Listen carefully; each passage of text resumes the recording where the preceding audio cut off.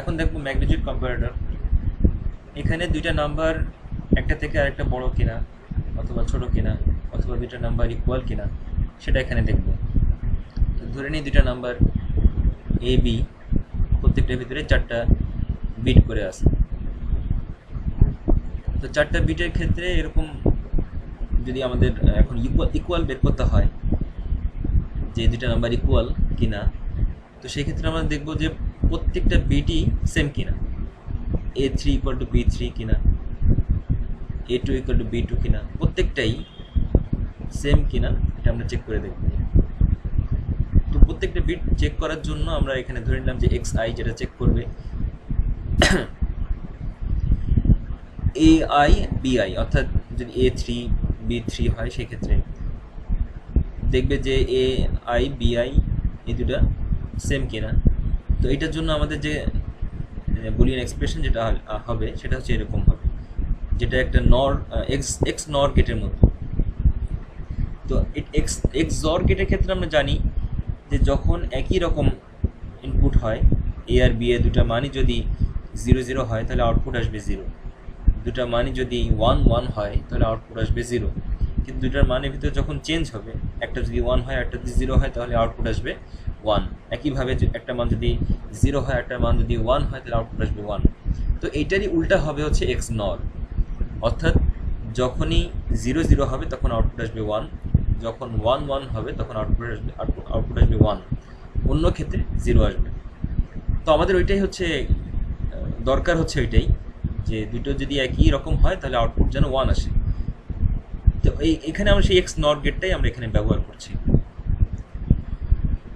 এভাবে আমাদের একটা নাম্বার পুরোটাই 4টা বিটই যদি ইকুয়াল হয় তাহলে সেক্ষেত্রে আমরা বলবো যে দুইটা number equal. x3 x2 x1 x0 সবগুলোতেই যদি 1 আসে, এই জন্য এখানে অ্যান্ড অপারেশন দেখানো হলো, সবগুলোতে যদি 1 আসে তাহলে সেই ক্ষেত্রে একমাত্র ওই ক্ষেত্রেই বলবো যে a ইকুয়াল টু বি। এখন দেখব একটা নাম্বার এ বি থেকে ছোট কি বড় এটাকে কীভাবে চেক করা যায়। প্রথমে দেখি যদি এ বি থেকে বড় হয় তার জন্য এক্সপ্রেশনটা কী হবে, বুলিয়ান এক্সপ্রেশন। তো এটার জন্য আমরা আগে একটু দেখে নিই। আমরা এখানে ধরি যে এ এটা 4টা বিটে প্রত্যেকটাই ধরলাম যে 1 1 1, আর বি এর 4টা বিটে আমরা এরকম ধরি যে প্রথমটা হচ্ছে 1, পরেরটা 0, সরি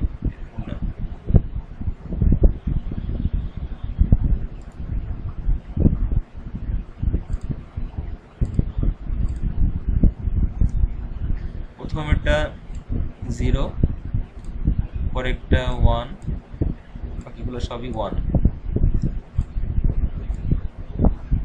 তো এখন এই নাম্বার দুইটা ভেতরে কে বড় কে ছোট এটাকে আমরা বের করতে যাচ্ছি। তো প্রথমেই আমরা চেক করব যে A3, এটা হচ্ছে A3 একদম মোস্ট সিগনিফিকেন্ট, আর এটা হচ্ছে B3। A3 1, B3 এর ড্যাশটা নিচ্ছি, তার মানে B3 এর প্রাইম। তো এইটার ক্ষেত্রে কি আসবে, এই টার্মটার জন্য ট্রু আসবে। A3 এর মানটাও এখানে 1, B3 এর মানটা এখানে 0, তার প্রাইম নিচ্ছি তার মানে এটা 1, তার মানে এই টার্মটার মানটা এখানে ট্রু আসছে। তো এই যেহেতু প্রথমটাই আমাদের ট্রু আসছে বাকিগুলো আমাদের আর চেক করার প্রয়োজন নাই, যেহেতু সবগুলো হচ্ছে এখানে অর অপারেশনে আছে। তো একটা টার্ম যেহেতু 1 চলে আসছে তো বাকিগুলোর আর দেখার দরকার নেই, 0 আসুক 1 আসুক যেটাই আসুক এটা সবসময় 1 আসবে, তার মানে A is greater than B হবে। তো এখন দেখি যে প্রথমটা এখানে আছে 1, এখানে আছে 0, এই ক্ষেত্রে কি হবে, সেই ক্ষেত্রে এখানে A3 ইকুয়াল টু 1, B3 এখানে 1, তার প্রাইম নিচ্ছে 0 হয়ে যাবে, তার মানে এই টার্মটা 0 হয়ে যাবে। তখন এটা আর আমরা চেক করে আমাদের লাভ হচ্ছে না। পরেরটা দেখবো যে x3 আগেই দেখে আসছিলাম যে প্রথম যে মোস্ট সিগনিফিকেন্ট যেটা সেটা ইকুয়াল কিনা। তো এখানে A3 এর মানটা 1, B3 এর মানটা 1, তার মানে এখানে x3 এটা 1 আসবে। এরপরে A2 A2 এখানে 1, B2 এখানে 0, তাহলে B2-র ক্ষেত্রে এটা প্রাইম নিচ্ছি, তার মানে এখানে 1 আসছে, তার মানে এই টার্মটা সেই ক্ষেত্রে 1 চলে আসবে। তো যেহেতু একটা টার্ম আমাদের 1 চলে আসছে, তাহলে বাকিগুলো আমাদের আর চেক করার প্রয়োজন নেই। তো এখানে আমরা বলতে পারি যে A is greater than B। এইভাবে প্রত্যেকটা ক্ষেত্রে এরপরের বার যদি এরকম হয় যে এখানে 0 না থেকে যদি 1 আসে, তার মানে ইকুয়াল হওয়ার চান্স আছে। তার পরবর্তী যে বিটটা আছে সেটা নিয়ে আবার চেক করবো এইভাবে। তো একইভাবে আমরা এই A ইজ লেস দ্যান কিনা, A লেস দ্যান B কিনা সেটাকে চেক করার জন্য ঠিক উল্টাই দিব আর কি। এখানে যেমন A3 B3 ড্যাশ ছিল, সেখানে আমরা এখানে লিখব A3 ড্যাশ B3। এইভাবে আমরা একই রকমভাবে এই অপারেশনটা করব। তো এটার জন্য আমাদের যে সার্কিট ডায়াগ্রামটা হবে সেটা এইভাবে। প্রত্যেকটার জন্য আমরা আমাদের যে আটটা বিট হবে, 4টা বিট থেকে আমরা x3 x2 x1 x0 এগুলোকে বের করে নিব। তো সবগুলোকে যখন আমরা অ্যান্ড অপারেশন করব, তো সেক্ষেত্রে আমাদের যদি 1 আসে তাহলে বুঝে নিতে হবে যে A is equal to B। এটা হচ্ছে সেটা নির্দেশ করছে। আর বাকিগুলোর জন্য A is greater than B, এটার জন্য আমাদের যে অপারেশনটা একটু আগে আমরা দেখে আসলাম, বুলিয়ান ফাংশন যেটা ছিল ওইটাকেই আমরা এখানে সেটাকে আমরা এখানে ইমপ্লিমেন্ট করলাম গেট দিয়ে। আর A is less than B এর জন্য এটা। তো এইটা হচ্ছে আমাদের ম্যাগনিটিউড কম্পারেটরের সার্কিট ডায়াগ্রাম। এখন দেখবো যে ডিকোডারের ক্ষেত্রে আমাদের যদি 3টা বিট থাকে, আমাদের কাছে 3টা যদি বিট থাকে, তো 3টা বিটে আমাদের প্রত্যেকটা ক্ষেত্রে কি হতে পারে, 0 হতে পারে, 1 হতে পারে, 0 হতে পারে, 1 হতে পারে। তো এইভাবে কতগুলো ডিস্টিং এলিমেন্ট আমরা এখানে ব্যবহার করতে পারি, সেটা হচ্ছে 2n। অর্থাৎ আমাদের কাছে যদি 3 বিট থাকে, যদি আমাদের কাছে 3টা বিট থাকে, তাহলে সেক্ষেত্রে আমরা 2^3 এর মান হচ্ছে 8। আমরা 8টা ডিস্টিং এলিমেন্ট আমরা এখানে ব্যবহার করতে পারবো। তো ডিকোডার এমন একটা কম্বিনেশন সার্কিট যেখানে একটা বাইনারি ইনফরমেশন, তার ইনপুট লাইন হচ্ছে n সংখ্যক, যেমন 3, যদি 3টা যদি ইনপুট লাইন হয়, তো সেক্ষেত্রে আমরা 2n অর্থাৎ 8টা ইউনিক আউটপুট লাইন আমরা সেখান থেকে পাবো। ম্যাক্সিমাম এই 8টাই হবে। তো এই জন্য এই যে ডিকোডারকে বলা হয় সাধারণত n to m line. n হচ্ছে ইনপুট লাইন আর m হচ্ছে আউটপুট লাইন। যেমন এখানে m এর মান হচ্ছে এখানে 8, 2^3 যেটা, সেটা হচ্ছে m। তো এই পরবর্তীতে এই পরের স্লাইডে দেখানো হলো যে কিভাবে 3 to 8 লাইন একটা ডিকোডার এর সার্কিট ডায়াগ্রামটা কেমন সেখানে দেখানো হলো। এটা হচ্ছে সেই সার্কিট ডায়াগ্রাম। ইনপুট হবে হচ্ছে XYZ। তো তার যতগুলো কম্বিনেশন হতে পারে সব কিছু কম্বিনেশন নিয়ে আমরা এইভাবে তৈরি করব। এটা আমরা আগেও আমরা শিখে আসছি যে পসিবল যতগুলো হতে পারে সেটা এরকম হবে 000, 001, 010 এইভাবে। তো 000 মানে হচ্ছে x dash y dash z dash, 001 মানে হচ্ছে x dash y dash z, 010 মানে হচ্ছে x dash y z dash, এইভাবে।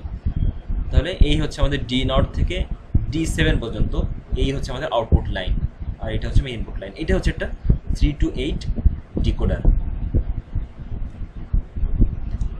এই ট্রুথ টেবিলের ভিতরে এটাকে বোঝানো হলো যে ইনপুট লাইন যে সিগন্যালটা দেওয়া হবে, তো সেই সিগন্যালটার জন্য কারেসপন্ডিং আমাদের আউটপুটগুলো কেমন হবে। যেহেতু আমি আগে বললাম যে ইনপুট লাইন এখানে 3টা, আউটপুট হবে 8টা। আউটপুটে আমরা যখন ল্যাবে আমরা দেখছিলাম যে আমাদের আউটপুটে আমাদের যে বাল্বগুলো থাকে, লেড বাল্ব, ওখানে আমরা আউটপুট দেখাই। তো এখানে আমরা ওরকমভাবে মনে করিনি যে আমাদের এই 8টা এরকম বাল্ব থাকবে। তো 8টা বাল্ব যখন আমরা 000 দেবো, এক্স এর ভিতরে যখন এই XYZ এই ইনপুটে আমরা যখন 000 দেবো, তখন শুধুমাত্র D0 এর জন্য যে বাল্বটা থাকবে সেটা ওই বাল্বটা জ্বলবে, বাকিগুলা সবগুলোই নিভে থাকবে, সবগুলোর মান হচ্ছে 0। তো শুধুমাত্র এই D0 এর মানটাই হবে 1। একইভাবে 001 এর ক্ষেত্রে শুধুমাত্র D1টা হবে 1, বাকিগুলো সবগুলোই 0 হবে। এই হচ্ছে আমাদের সেই ট্রুথ টেবিলটা ডিকোডারের জন্য। এখন দেখবো যে কম্বিনেশন লজিক ইমপ্লিমেন্টেশন। তো এই ডিকোডার কেন, এগুলো কোথায় কাজে লাগে? ডিকোডার দিয়ে আমরা বিভিন্ন সার্কিটে আমরা এটাকে ব্যবহার করতে পারি। যেখানে আমাদের অনেকগুলা ডিকোডার না থাকলে হয়তো অনেকগুলা গেট আমাদের এখানে ব্যবহার করতে হতো, যেগুলো আমাদেরকে নিজেদেরকেই ওগুলো ব্যবহার করে কাজ করা লাগতো। তো সেখানে আমরা ডিকোডার ব্যবহার করে সহজেই সেই কাজগুলো করতে পারি। তো যেমন এখানে দেখানো হলো যে এডিশন করার জন্য 3 বিটের আমাদের যখন আমরা এডিশন করে আসছিলাম, যে এ একটা বিট, বি একটা বিট আর ক্যারি আর একটা, এরকম যখন 3 বিটে যখন এডিশন করব, তো সেই ক্ষেত্রে আমরা এর জন্য ট্রুথ টেবিল যেটা হবে সেটা আমরা দেখে আসছিলাম আগে। সামেশনের জন্য যে ট্রুথ টেবিল আসবে সেটা আসবে কি 1 2 4 7, এদের যে ইয়েটা কম্বিনেশন যেটা হবে সেটা হচ্ছে সামেশনের জন্য। আর ক্যারির ক্ষেত্রে 3 5 6 7। একটু পিছনে গেলে হয়তো তোমরা দেখতে পারবে যে ট্রুথ টেবিলটা কেমন ছিল, কোন কোন মানের জন্য সি অর্থাৎ ক্যারি 1 ছিল, কোন কোন মানের জন্য সামেশনটা 1 ছিল, সেগুলো আমাদের এখানে আমরা সেগুলোই কনসিডার করব। তো এখানেও আমরা সেইভাবেই যে মানেগুলোর জন্য এখানে 1 আসতেছে, যেমন 1 2 4 7, এখান থেকে আমরা সেই 1 2 4 7 এদেরকে নিয়ে তাদের সবগুলোকে আমরা অর অপারেশন করলেই আমরা এসটাকে পেয়ে যাব। একইভাবে যে 3 5 6 7 3 5 6 7 এদেরকে একসাথে করে অর অপারেশন করলে আমরা ক্যারিটা পেয়ে যাব। এইভাবে একটা ডিকোডার দিয়ে আমরা সার্কিট ইমপ্লিমেন্ট করতে পারি। এখন অনেক ক্ষেত্রে এরকম হতে পারে যে একটা ফাংশন যেটা আসছে সেটার যে মিন টার্ম যতগুলা, এগুলোর সংখ্যা অনেক বেশি।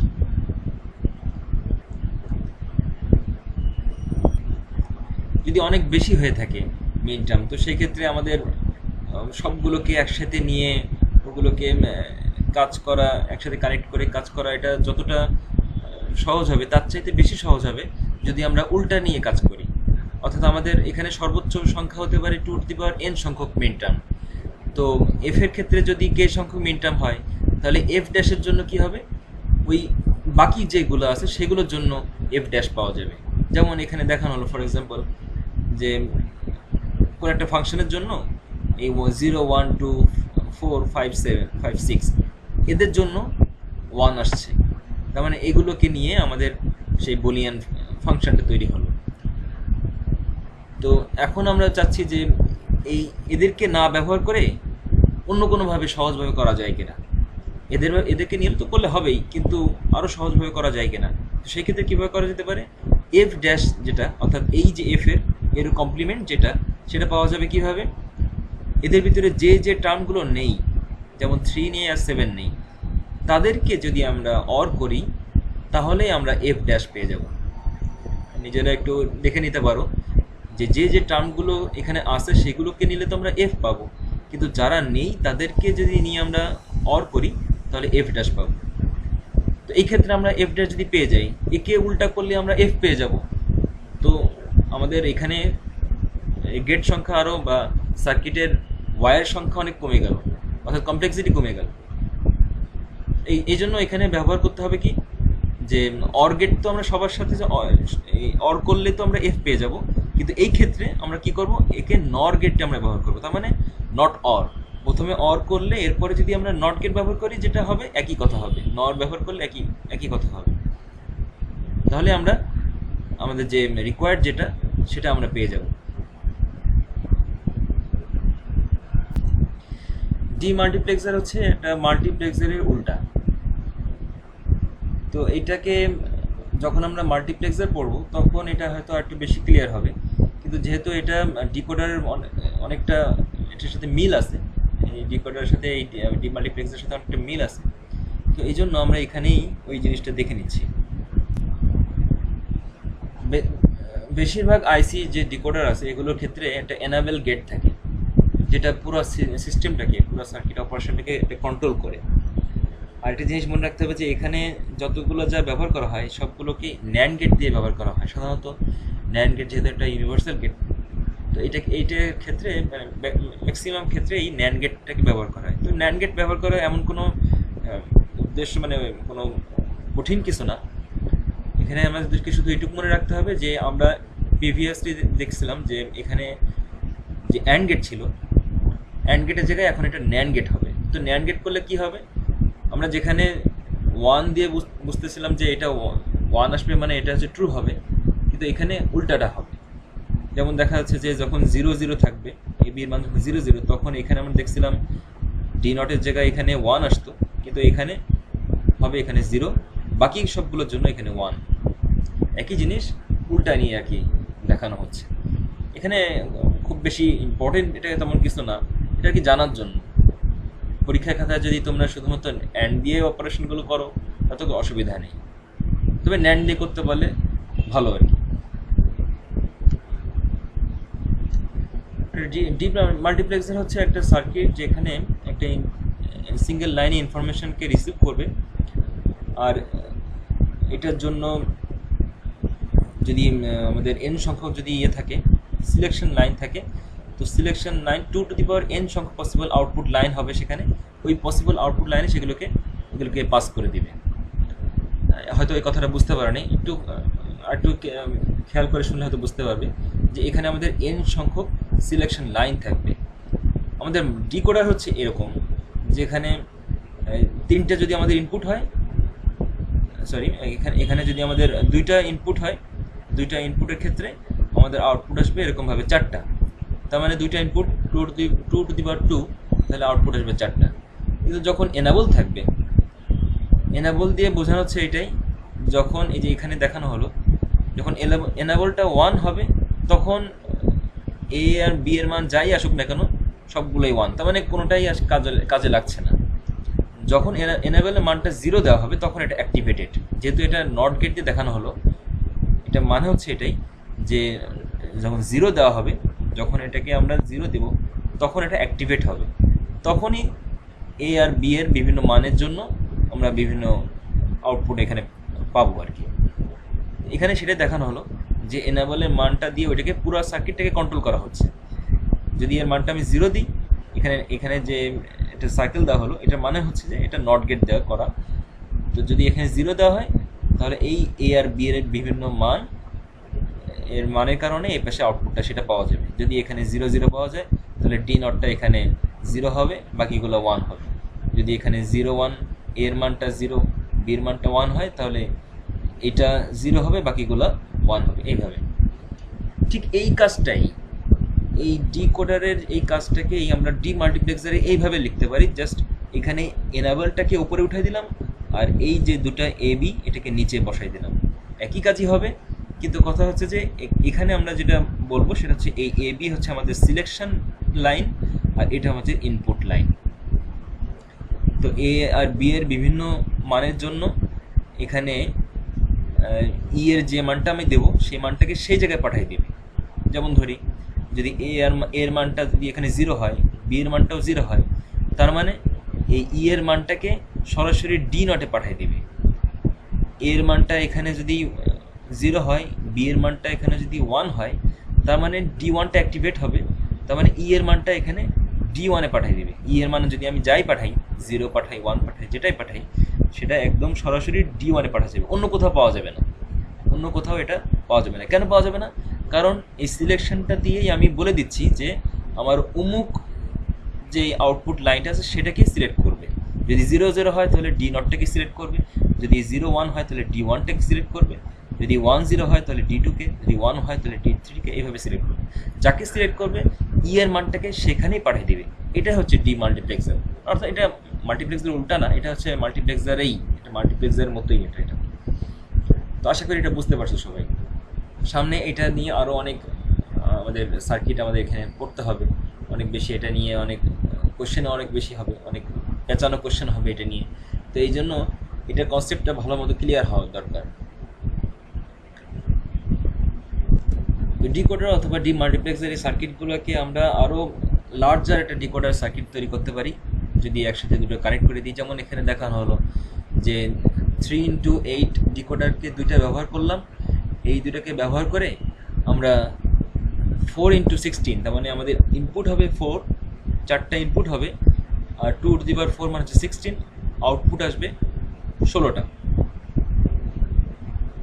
তো এখানে আমাদের সেই জিনিসটাকে আমরা আমাদেরকে আউটপুট আমাদেরকে দেখাতে হবে। আমাদের পরীক্ষায় এরকম আসতে পারে যে দুইটা 3x8 ডিকোডার ব্যবহার করে একটা 4x16 ডিকোডার বানাও। তো সেটা আমরা এখানে দেখব যে কীভাবে বানানো হচ্ছে। এখানে 3x8 ডিকোডার, তার মানে হচ্ছে এখানে ইনপুট হবে 3টা। খুব খেয়াল করে এটা আমরা খেয়াল করে দেখি যে এখানে ইনপুট হবে 3টা। এই যে এখানে এক্স ওয়াই জেড, এখানে 3টা ইনপুট আমরা দিয়ে দেবো। এনাবল আমরা এখানে দুইটাতেই আমরা এনাবল দিতে পারি, যেহেতু আমরা বলছিলাম শুরুতেই যে একটা এনাবল থাকেই সাধারণত সেটাকে কন্ট্রোল করার জন্য। তো এখানে আমরা দিয়ে দিলাম সেই এনাবলটা। আচ্ছা, তাহলে এই যে ইনপুট আমরা এখানে যে 3টা ইনপুট দিলাম, এখানেও সেই 3টা ইনপুট দিব, এক্স ওয়াই জেড। এখান থেকেও এই যে 3x ডিকোডার আছে এখানেও সেই 3টা ইনপুট হবে। কিন্তু এখন এখানে যে কন্ট্রোল যে করবে সে হচ্ছে এনাবল কন্ট্রোল করবে। তার মানে এখানে আমাদের একদম শেষ যে ইয়েটা আছে, শেষ না, অর্থাৎ এখানে যেটা একদম মোস্ট সিগনিফিকেন্ট যে বিটটা হবে ডব্লু, সে এটাকে কন্ট্রোল করবে। সে যদি এখানে প্রথমে 0 আসে তাহলে কাকে কন্ট্রোল করবে? একে কন্ট্রোল করবে। আর যদি সে যদি ওইখানে 1 আসে তাহলে কাকে কন্ট্রোল করবে? একে কন্ট্রোল করবে। এইভাবে আর কি, যদি এখানে 0 হয় তাহলে একে কন্ট্রোল করবে, আর যদি সেখানে 1 হয় তাহলে এটাকে কন্ট্রোল করবে। তো এইভাবে আমরা এই জিনিসটাকে জাস্ট এই ডব্লুর এইটাকে আমরা এনাবল তৈরি করে আমরা 4x16টা আমরা কি এখানে তৈরি করতে পারলাম। যখন এখানে এক্স ওয়াই জেড এদের মান যে কোনো একটা হোক না কেন, যখন ডব্লুর মান এখানে 0 আসবে তখনই শুধুমাত্র এক্স ওয়াই জেডের মানগুলো এই দিক থেকে পাওয়া যাবে, অর্থাৎ এই ডিকোডার থেকে পাওয়া যাবে। তখন এটা যাই দিই না কেন, এক্স ওয়াই জেডে যাই মান আসুক না কেন, যেহেতু ডব্লুর মান 0 তার কারণে এটা এনাবল হবে না, এই ডিকোডার তখন এনাবল হবে না, তখন এখানে কোনো মানই পাওয়া যাবে না। যদিও এই এক্স ওয়াই জেডের মান এখান থেকে আসছে, দুই দিক থেকে যাচ্ছে, কিন্তু এদিক থেকে যেটা আসছে সেখান থেকে মান কিছু পাওয়া যাবে না, কারণ ডব্লু মান তখন 0। কিন্তু ডব্লু মান ওই 0 করা হওয়ার কারণে এ তখন এনাবল, অর্থাৎ এই এক্স ওয়াইয়ের মানগুলো তখন এখানে পাওয়া যাবে। তো এইভাবে এদের সমস্ত মানের জন্য প্রথম দিকে যে সমস্ত মান আছে সেই সমস্ত মানের জন্য আমরা D0 থেকে D7 পর্যন্ত এখানে পেয়ে যাব। পরবর্তীতে যখন এখানে ডব্লু এর মান এখানে 1 হয়ে যাবে, তখন একইভাবে এখানে যে 0 থেকে 7 পর্যন্ত যা মান আসবে তখন এইগুলোতে পাওয়া যাবে। এখানে তখন এটা ডিসেবলড হয়ে যাবে। ডব্লু মান 1 হওয়ার কারণে এখানে তখন 0 আসবে, আর এখানে 0 আসার কারণে এটা তখন ডিসেবলড, তখন এটা তখন এনাবল হয়ে যাবে। তো এটা হচ্ছে যে আমাদের 3x8 ডিকোডার ব্যবহার করে 4x16 ডিকোডার বানানো। তো এবার দেখবো আমার যে একটা এনকোডার। তো এনকোডার দেখে কথাটা শুনেই বোঝা যাচ্ছে যে এটা ডিকোডারের উল্টাটা, অর্থাৎ এখানে ইনপুট হবে ডিকোডারের যেরকম ইনপুট আউটপুট ছিল যেটা, সেটাই হবে এখানে ইনপুট। ডিকোডারের ইনপুট যেটা ছিল সেটা হবে এখানে আউটপুট। একই রকম কাজ হবে, শুধু ইনপুট আউটপুটটা চেঞ্জ। এখানে যদি ডি এর মান D0 এর মানটা যদি 1 হয় তাহলে আউটপুট আসবে 0 0 0। D1 এর মানটা যদি 1 হয় তাহলে আউটপুট আসবে 0 0 1, এইভাবে আর কি। তো এখানে এটা বোঝাচ্ছে যে আমাদের একটা নাম্বার, একটা ডেসিমাল নাম্বার, সেই ডেসিমাল নাম্বারটাকে ডিকোড করে এখানে পাঠাই দিচ্ছে। অর্থাৎ ডেসিমাল নাম্বারটা যদি যেমন ধরি এখানে ডেসিমাল নাম্বারটা যদি 5 হয়, 5টাকে যদি আমরা এখন 5-এর সুইচটাকে যদি অন করি তাহলে 5-এর জন্য কারেসপন্ডিং যে বাইনারি নাম্বার, সেই নাম্বারটাকে আমাকে রিপ্রেজেন্ট করছে এখানে যে 101। আউটপুটটা পাওয়া যাচ্ছে কি 101, তার মানে এটা বাইনারিতে 5-এর জন্য বাইনারি হচ্ছে 101। তো সেটা আমরা এখানে পেয়ে যাচ্ছি। তো এই ক্ষেত্রে আমাদের সার্কিট ডায়াগ্রামটা কেমন হবে? সার্কিট ডায়াগ্রামটা খুব বেশি কঠিন না। এখানে জেড ওয়াই, এটা এক্স হবে, এটা জেড হবে না, এটা হচ্ছে এক্স হবে, জেড ওয়াই এক্স। তো এগুলোর জন্য আমাদের যে বুলিয়ান ফাংশন যেটা হবে সেটা কীভাবে পাওয়া যাবে? এখান থেকেই পাওয়া যাবে। এখানে দেখি আমরা যে জেড এর কোন কোন মানের জন্য এটা 1 আসছে, যেমন জেড এখানে 1 আসছে, তো সেখানে আমাদের কোনটা আছে? এই D1 আছে। আরেকটা কোনটা আছে? এখানে, সেটার জন্য আমাদের কোনটা আছে? D3, তারপরে D5, এরপরে D7। তো সেখানে আমরা সেগুলোকে দিয়ে যদি অর করে দিই তাহলে আমরা জেডটা পেয়ে যাবো, D1 D3 D5 D7, এটা মান হচ্ছে জেড। একইভাবে ওয়াইয়ের ক্ষেত্রে কোনটা কোনটা আছে দেখি। প্রথমে আছে হচ্ছে যে 2 আছে, এরপরে হচ্ছে যে 3 আছে, এরপরে 6, এরপরে 7। তাহলে 2 3 6 7 এদেরকে নিয়ে ওয়াই পাওয়া যাবে। একইভাবে এক্স এর মানটা পাওয়া যাবে। তো এদেরকে নিয়ে আমরা এভাবে যদি অর করে দিই, এটা আউটপুট আমরা এরকমভাবে পেয়ে যাব।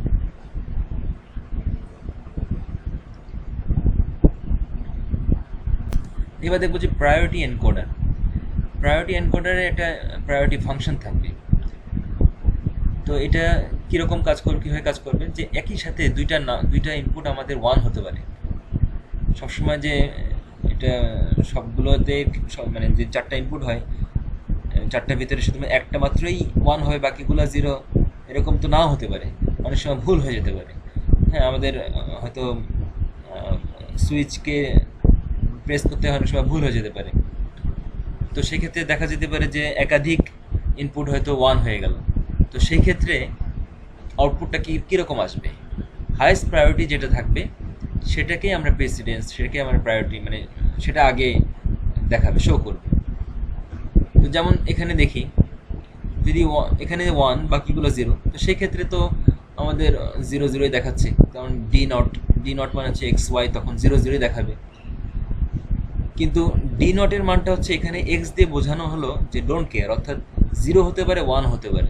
যদি 0 হয় তো আগের মতোই হবে, একটু আগে আমরা যেভাবে দেখে আসলাম সেটার মতোই হবে, যে যেহেতু D1 এর মানটা হচ্ছে 1, তাহলে এখানে এক্স এর মানটা হবে 0, ওয়াই এর মানটা হবে 1। তার মানে 1 এটা নির্দেশ করতেছে 1। তো এখানে যদি 1 দিই, ডি নটের মান যদি এখানে 1 হয়, তাহলে সেই ক্ষেত্রে আমরা প্রায়োরিটি দেবো D1 এর, 1-এরটা বেশি প্রায়োরিটি দেবো। তো এই জন্য ডি নটের মানটা এখানে ডোন্ট কেয়ার বোঝানো হলো এটাই, যে এখানে 0 হোক 1 হোক যেটাই হোক, D1 এর মানটা যদি এখানে 1 হয় তো এখানে আউটপুট দেখাবে 0 1। একইভাবে ডি নটের মানটা যেটাই হোক না কেন, D1 এর মানটা যেটাই হোক না কেন, যদি D2 এর মানটা যদি 1 হয় তাহলে সেক্ষেত্রে এক্স আর ওয়াই এর মানটা এইভাবে দেখাবে 1 0, তার মানে 2 নির্দেশ করবে। একইভাবে সবার বেশি হাইয়েস্ট প্রায়োরিটি হচ্ছে আমাদের D3, বাকিগুলো সবগুলো যা হোক না কেন, এখানে যদি আমার D3 এর মানটা 1 হয় তাহলে আউটপুট আসবে 1 1। ভ্যালিডিটি এখানে একটা এক্সট্রা একটা বিট আমাদেরকে রাখতে হবে, যেটা নির্দেশ করবে যে এটা ভ্যালিড কিনা। যেমন শুরুতে সবগুলোই ইনপুট হচ্ছে 0, তো সেক্ষেত্রে আমার আউটপুটে কিছুই দেখানোর মতো নাই, যাই আসুক না কেন। এখানে 0 0 জন্য আসলে কি হবে, 0 0 হবে না 1 হবে, কি হবে, কিছুই দরকার নেই। সেক্ষেত্রে আমরা বোঝাবো যে এটা আসলে ভ্যালিড না, ইনভ্যালিড, মানে ভি তখন এখানে 0। তো যদি কিছু মান আসে, যেমন 0 0 1 0 1, এগুলো কোনো একটা মান যদি আসে, তাহলে সেক্ষেত্রে আমরা বলবো যে এটা ভ্যালিড। এটা দিয়ে বুঝবো যে এটা ভ্যালিড মান আর এটা হচ্ছে ইনভ্যালিড মান, এইভাবে। তো এখন যেহেতু এখানে 4টা ইনপুট, তাহলে 4টা ইনপুটের জন্য কতগুলো এখানে পসিবল, কতগুলো এলিমেন্ট হতে পারে, 2^4, তার মানে 16 এলিমেন্ট হতে পারে। আমাদেরকে এখন তৈরি করতে হবে যে এক্স এর জন্য বুলিয়ান ফাংশন, ওয়াই এর জন্য বুলিয়ান ফাংশন, একইভাবে ভি এর জন্য বুলিয়ান ফাংশন আমাদেরকে বের করতে হবে। পরবর্তী স্লাইডে সেটা দেখানো হলো। তো এখানে যে জিনিসটা আমরা দেখাতে যাচ্ছি, যে এখানে আমাদের এখানে ছিল মাত্র 5টা রো, কিন্তু অ্যাকচুয়ালি তো কতগুলো রো হয়, 16টা পসিবল রো হয়। তো সেই ক্ষেত্রে আমরা কি করব, তো সেক্ষেত্রে আমরা দেখব এইভাবে, যদি এই এক্স এর মানগুলোকে আমরা একবার 0 ধরবো আর একবার 1 ধরবো, তাহলে সেক্ষেত্রে আমাদের যা যা ভ্যালু আসে সেইভাবে আমরা এই 16টা আমরা সবগুলো ফিল আপ করে নিয়ে এরপরে আমরা এক্স এর মানগুলোকে আমরা বসাবো কে ম্যাপে, যে আমরা যেরকমভাবে বসাতাম ওইভাবে বসাবো। ওয়াই এর জন্য আলাদা একটা কে ম্যাপ, সেখানে আবার এরকমভাবে বসাবো। আবার ভি এর জন্য আলাদা একটা কে ম্যাপ, সেখানে আবার এরকমভাবে বসাবো। যেমন এখানে দেখি, যদি এখানে এক্স এর যেটা আছে, এখানে প্রথমে 0 ধরবো, তাহলে 0 1 0 0, তার জন্য কি আসবে 0 1। আবার এখানে 1 1 0 0, তার জন্য কি আসবে 0 1। একইভাবে এখানে 0 0 1 0, তার জন্য কি আসবে, এখানে 1 0 1 0, তার জন্য কি আসবে। এর প্রত্যেকটা এক্স এর প্রত্যেক মানের জন্য 0 1কে ধরে ধরে আমরা এবার 16টা আমরা পূরণ করে এরপরে আমরা কে ম্যাপ তৈরি করলেই আমাদের ফাংশনটা আমরা পেয়ে যাব। এখানে যে বইটি দেওয়া আছে এভাবে আমরা কে ম্যাপ করে নিয়ে গ্রুপিং করলে এভাবে আমাদের ফাংশনটা চলে আসবে। তো এই চ্যাপ্টার কেবল অর্ধেক শেষ, এখনও বাকি আমাদের মাল্টিপ্লেক্সার, পিএলএ, রম এগুলো আমাদের পড়তে হবে, এগুলো আমরা পরে আমরা শিখবো ইনশাল্লাহ।